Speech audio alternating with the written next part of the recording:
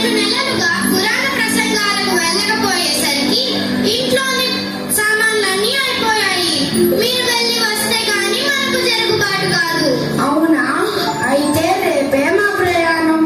శిష్యులారా, రేపు మనం గ్రామంకి వెళ్తున్నాము కాబట్టి అందరూ సిద్ధంగా ఉండండి. అలాగే గురువుగారు.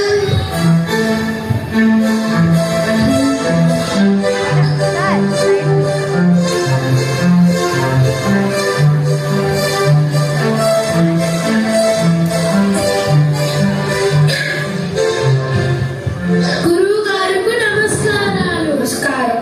మీరు చాలా కాలానికి మా గ్రామానికి విచ్చేశారు. మీరు ఇక్కడ కొద్దిసేపు సేద తీరండి. ఈ రోజు రాత్రికి మీరు ఇవ్వబోయే పురాణాల కాలక్షేపం కోసం మేమంతా ఎదురు చూస్తున్నాము. ఓ ఊరి ప్రజలారా, మీకు మా యందు అపారమైన అభిమానానికి పురాణ కాలక్షేప బాధ్యత అప్పగించారు. కానీ నాకు వయసు మొదలుతోంది. నేను ఎక్కువసేపు కూర్చోలేను. కానీ నా శిష్యులను తక్కువ అంచనా వేయకండి. వాళ్ళను నా అంత వాళ్ళుగా తీర్చిదిద్దడానికి నేను ఎంతో కృషి చేశాను. అలాగే గురువు గారు. శిష్యులారా, మీరు వచ్చిన పురజనులకు వాళ్ళకి ఏమి కావాలంటే అవి వినిపించండి. నేను వెళ్ళి విశ్రాంతి తీసుకుంటాను. అలాగే గురువుగారు.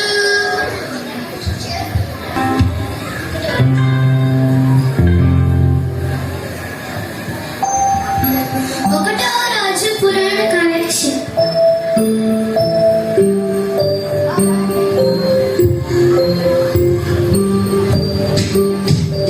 సభకు నమస్కారం. అయ్యోడంటే అయ్యోడే, ఎంత వినయం, ఎంత విధేయత, ఎంత వందనం.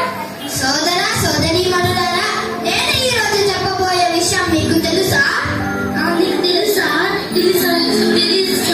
అయ్యో తెలీదు స్వామి.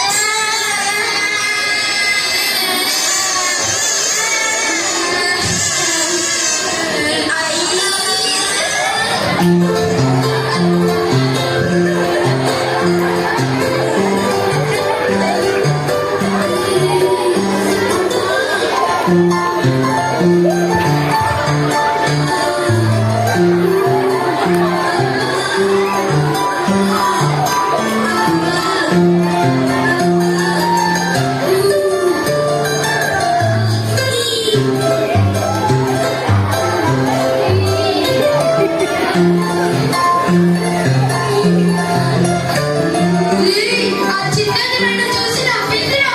లేదురా, నన్నే చూసి నవ్వింది. ఆ పిల్ల నన్ను చూసి నవ్విందిరా. లేదురా, నన్నే చూసి నవ్విందిరా. కాదురా, నన్నే చూసి నవ్విందిరా. కాదురా, పిల్ల నన్ను చూసి నవ్వింది. అంతకంటే నేను అందంగా ఉన్నాను కదా, నన్నే చూసి నవ్విందిరా. నన్నే చూసి నవ్వింది. నన్నే చూసి నవ్వింది. ఎందుకు ఇలా గొడవ పడుతున్నారు? ఏమైందిరా?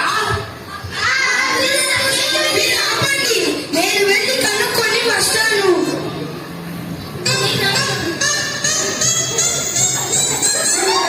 అమ్మా, నువ్వు వాళ్ళల్లో ఎవరిని చూసి నవ్వావు?